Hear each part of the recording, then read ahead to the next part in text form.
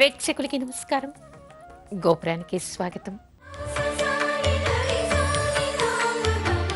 ఈరోజు గోపురంలో సంప్రదాయాల గురించి చెప్పుకునే ముందుగా అర్చనలో మన ఇష్టదైవాన్ని ప్రార్థించుకుందాం.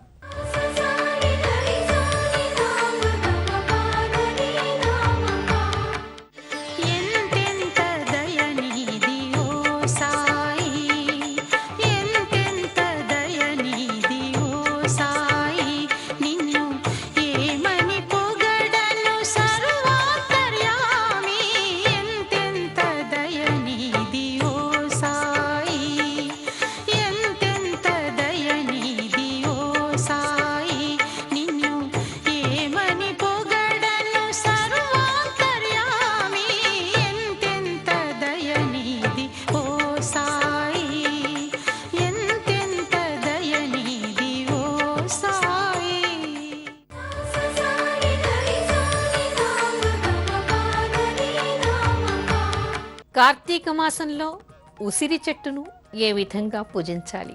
కార్తీక మాసం వస్తే చాలు మనందరికీ ఉసిరికాయలు తెచ్చుకుంటూ ఉంటాం, ఉసిరికాయల్ని తింటూ ఉంటాం.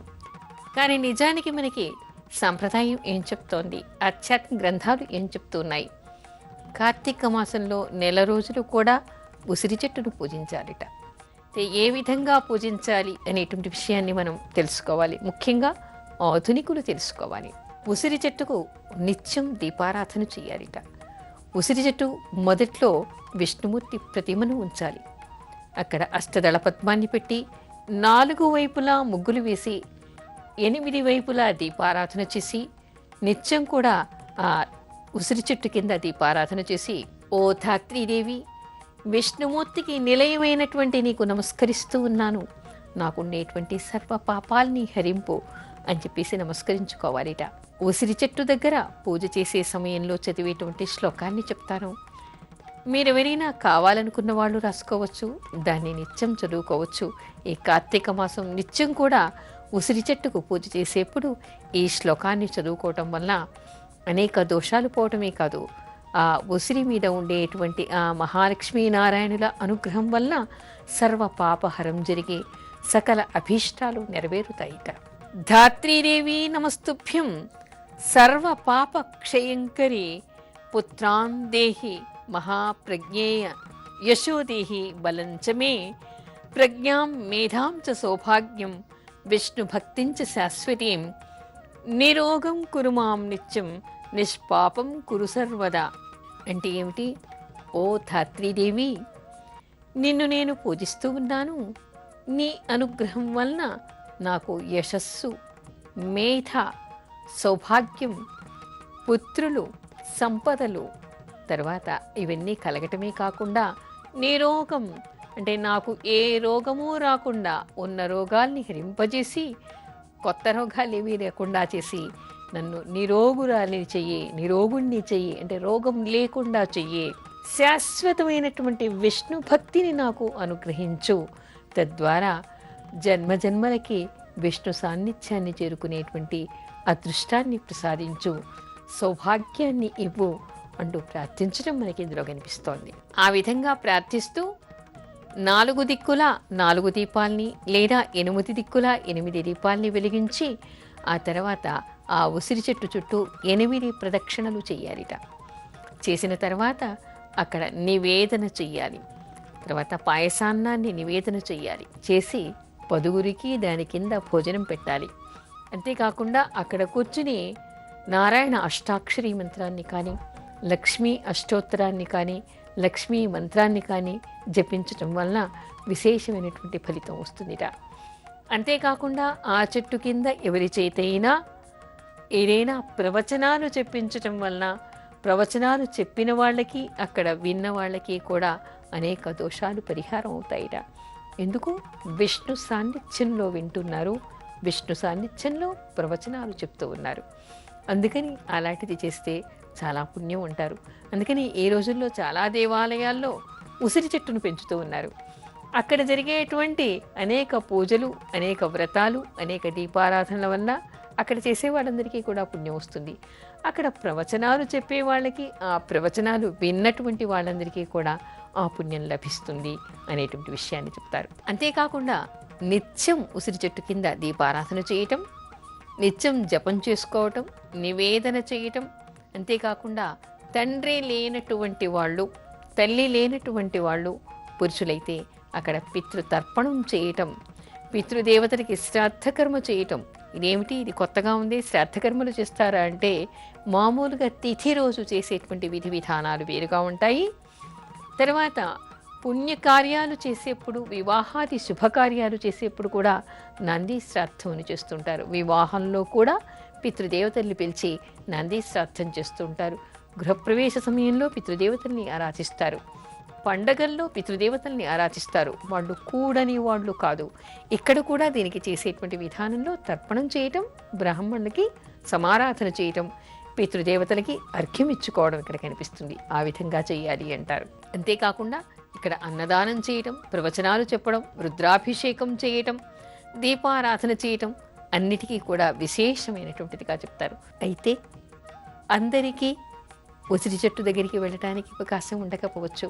వాళ్ళు ఉండేటువంటి ప్రాంతంలో ఎక్కడ ఉసిరి చెట్టు వాళ్ళకి లభ్యం కాకపోవచ్చు. అలాంటప్పుడు ఎక్కడి నుంచైనా ఒక ఉసిరి కొమ్మైనా తెచ్చుకొని తులసి చెట్టు మొదట్లో దాన్ని పెట్టుకుని అక్కడ కూడా దీపారాధన చేయవచ్చు. అలా చేసినా కూడా దోషం లేదు, పుణ్యమే వస్తుంది అనేటువంటి విషయాన్ని తెలుసుకోవాలి. కాకపోతే కనీసం నెలలో ఈ కార్తీక మాసం మొత్తంలో ఒక్కసారైనా, అంటే కార్తీక సోమవారం కానీ, కార్తీక శుద్ధ ఏకాదశి కానీ, కార్తీక శుద్ధ ద్వాదశి అంటే తులసి వివాహం రోజు కానీ, వైకుంఠ చతుర్దశి రోజు కానీ, కార్తీక పౌర్ణిమ రోజు కానీ, కనీసం కార్తీక అమావాస్య రోజు కానీ ఏదో ఒక్కరోజైనా ఉసిరి చెట్టు దగ్గరికి వెళ్ళటం, అక్కడ దీపారాధన చేయటం చేస్తే చాలా విశేషం. నిత్యము చేసే వాళ్ళకి వాళ్ళకు వచ్చేటువంటి ఫలితానికి లెక్కే లేదు అనేటువంటి విషయాలు కనిపిస్తూ ఉన్నాయి. అలా కాకపోయినా కనీసం నెలలో ఒక్కసారైనా ఉసిరి చెట్టు దగ్గరికి వెళ్ళి ఉసిరి చెట్టుకు పూజించి 8 ప్రదక్షిణలు చేసి అక్కడ అర్ఘ్యప్రదానం చేసి విష్ణుమూర్తి స్మరణ చేసుకోవటం వల్ల విశేషమైనటువంటి ఫలితం వస్తుందిట. అలా చేయటం, అక్కడ దీపదానం చేయటం. దీపదానం అంటే ఒక ప్రమిద, పిండితో చేసినటువంటి ఒక ప్రమిద, దానిలో ఆవు నెయ్యి వేసి పువ్వొత్తులు 2 బొడ్డు ఒత్తులు వెలిగించి అక్కడ తులసికి దీపారాధన చేసి తర్వాత ఆ దీపాన్ని దానిలో వీలైతే ఒక వెండి ప్రమిదను, ఒక బంగారు ఒత్తిని దానిలో వేసి దాన్ని బ్రాహ్మడికి దానం చేయాలి. అలా కాకపోయినా కనీసం పిండిలో దీపం పెట్టి ఆ ప్రమిదనైనా జ్యోతినైనా బ్రాహ్మడికి దానం చేస్తే విశేషమైనటువంటి ఫలితం వస్తుంది అనేటువంటి విషయాన్ని చెప్తారు. ఏదేమైనా కార్తీక మాసంలో సంకల్పంలోనే మనకి కనిపిస్తుంది తులసి ధాత్రి లక్ష్మీ సహిత నారాయణమూర్తి కార్తీక దామోదర అని చెప్పేసి మనం తలుచుకోవాలట. అలా తలుచుకుని పూజ చేయటం వల్ల తప్పనిసరిగా విష్ణుమూర్తి అనుగ్రహానికి పాత్రులవుతారు అనేటువంటి విషయం మనకి కార్తీక పురాణంలో కనిపిస్తోంది.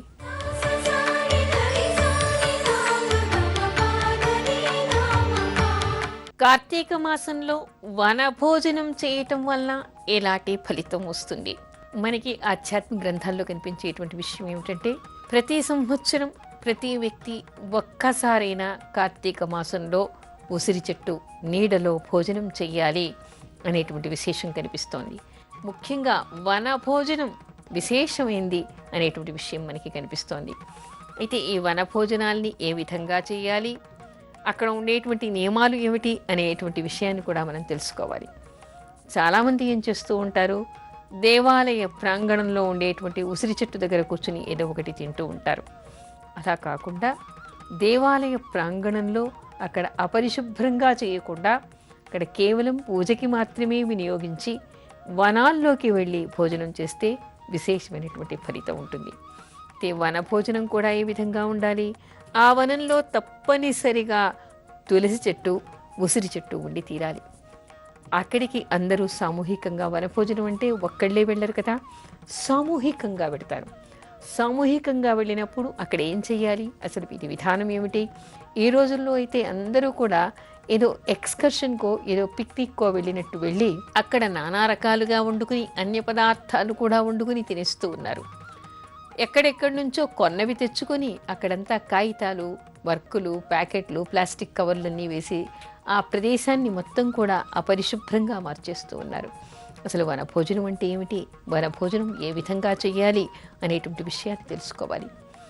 వనభోజనం చేయటానికి వెళ్ళేటువంటి వాళ్ళుట ఏదైనా ఒక వనాన్ని ఎంచుకొని ఆ వనంలో ఉండేటువంటి ఉసిరి చెట్టుకి పూజ చేయాలి. అక్కడ లక్ష్మీనారాయణ ప్రతిమను కానీ లేదా చిత్రపటాన్ని కానీ పెట్టి అక్కడ బ్రాహ్మడి చేత పూజ చేయించాలి. పూజ చేయాలి. సామూహికంగా అయినా సరే, కనీసం ఒక్కరోజైనా సరే అందరూ ఉసిరి చెట్టుకి, ఆ వనంలో ఉండేటువంటి ఉసిరి చెట్టుకి పూజ చేయాలి.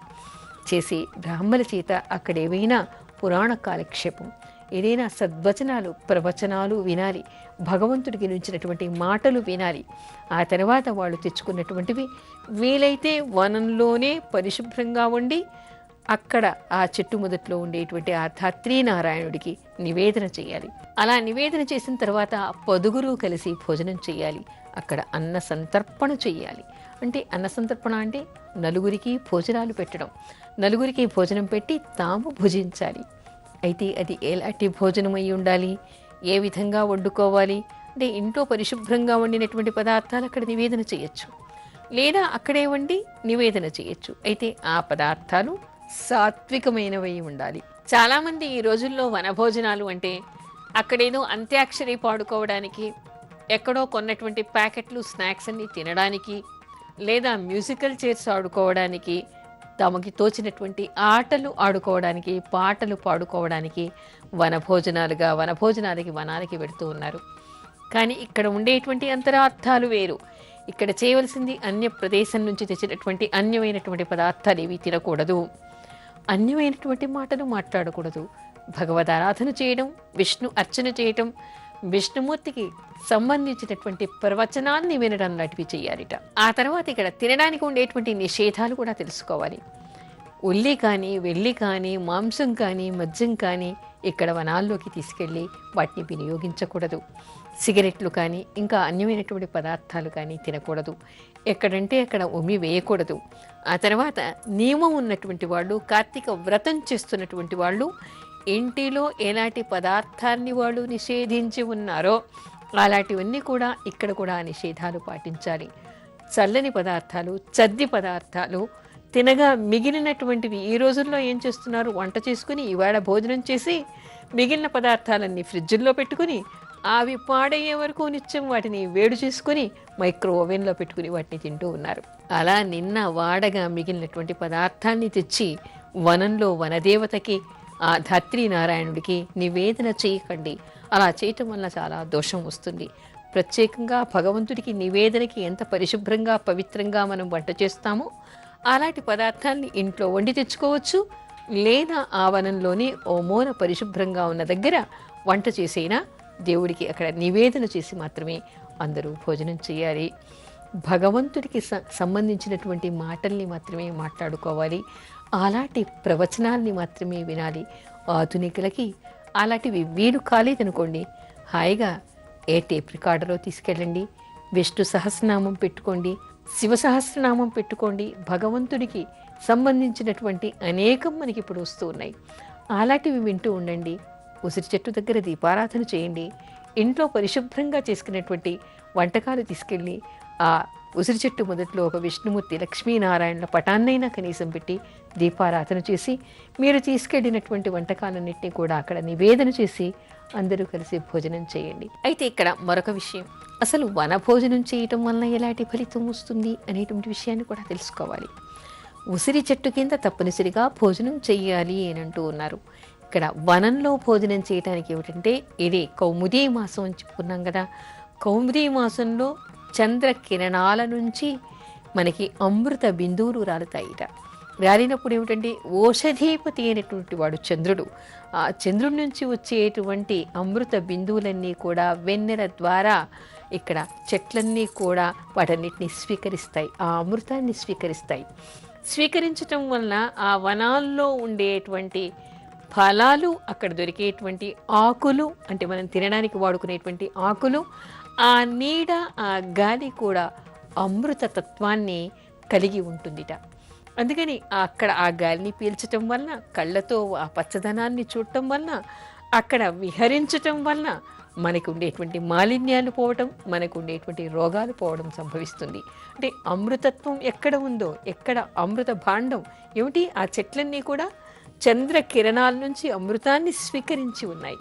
అవి వదిలేటువంటి గాలి కానీ, వాటిలో ఉండేటువంటి ఫల పుష్పాలు కానీ, ఆ పుష్పాలని స్వీకరించడం వలన, ఆ ఫలాల్ని తినటం వలన, ఆ గాలిని పీల్చటం వలన, వాటి నీడలో కూర్చోవటం వలన, అక్కడ వండుకోవటం వలన, అక్కడ కాసేపు గడపటం వలన మన కంటికి, మన శరీరానికి, మన మనస్సుకి ఆరోగ్యాన్ని అవి చేకూరుస్తాయి, అమృతాన్ని మనకి ప్రసాదిస్తాయి. అందుకని అక్కడ దొరికేటువంటి అరిటాకులు కోసుకుని వాటిలో భోజనం చేస్తే మనం అమృతం తిన్నట్టే, మనం ఆ గాలిని పీలిస్తే అమృతాన్ని ఆస్వాదించినట్టే. అంటే ఎంతటి ఫలితం ఉంది. ఏ మాసంలో మనకి ఋషులు ఎందుకు చెప్పారు కార్తీక మాసంలో వనభోజనం చెయ్యాలి అంటే, సరదాగా అంత్యాక్షరి ఆడుకోవడానికి వెళ్ళినట్టు కాదు. అక్కడ ఒక పవిత్రత ఉంది, దాని వెనుక కొన్ని ప్రయోజనాలు ఉన్నాయి. ఆ ప్రయోజనాన్ని మనం స్వీకరించాలి. ఆ వాతావరణాన్ని మనం కలుషితం చేయకూడదు. పవిత్రమైనటువంటి నామస్మరణ చేస్తూ, భగవన్నామం చేస్తూ అక్కడ అమృతత్వాన్ని మనం ఆస్వాదించడం వల్ల మన మనసుకి, శరీరానికి కూడా ప్రశాంతత చేజిక్కుతుంది. ఆ తర్వాత మనకి రోగం నిరోగం అవుతుంది, అంటే రోగం లేకుండా అవుతుంది, ఆరోగ్యం చేకూరుతుంది. తర్వాత మనకి ఇక్కడ సామాజికంగా కూడా ఎంత ఉంది. నలుగురితో కలిసి వెళ్ళాలి, సమాజంలో అందరితో కలిసి ఉండాలి.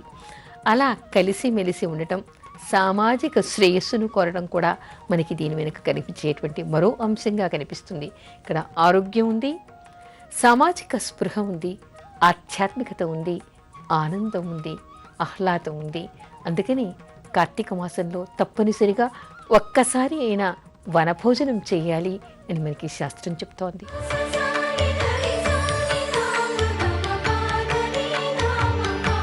ఇప్పుడు అర్చనలో కొన్ని భక్తి గీతాలు.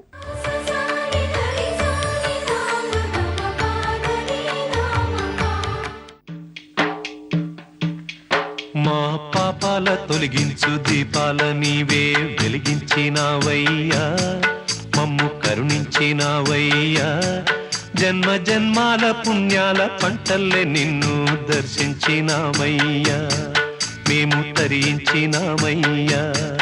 మా పాపాల తొలగించు దీపాల నీవే వెలిగించినావయ్యా, మమ్ము కరుణించినావయ్యా. జన్మ జన్మాల పుణ్యాల పంటల్లే నిన్ను దర్శించినామయ్యా, మేము తరించినామయ్యా.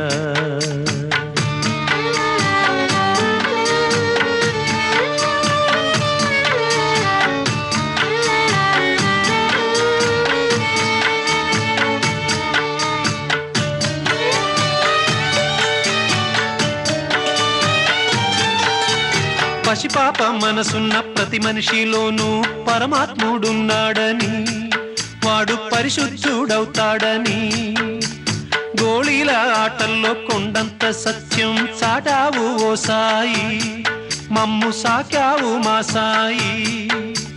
వాసనలు వేరైన వర్ణాలు ఎన్నైన పూలన్నీ ఒకటంటివి, నిన్ను పూజించ తగునంటివి. మా తడిలేని హృదయాల దయతోటి తడిపి కలుపుల్ని తీసేస్తివి, మాలో కలతల్ని మాపేస్తివి. మా పాపాల తొలగించు దీపాల నీవే వెలిగించినావయ్యా, మమ్ము కరుణించినావయ్యా.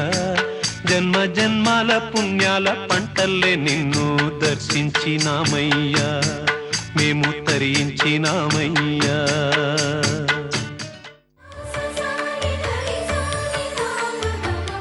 గోపురంపై మీ అమూల్యమైన సలహాలు మాకు తెలపండి. మా చిరునామా Gopuram, care of Zee Telugu, post box number 102, Khairatabad, Hyderabad 5,04,000. మా ఈమెయిల్ ఐడి gopuram.ztelugu@gmail.com. తిరిగి రేపటి గోపురంలో మరికొన్ని సాంప్రదాయాలు చెప్పుకుందాం. అంతవరకు సెలవు. నమస్కారం.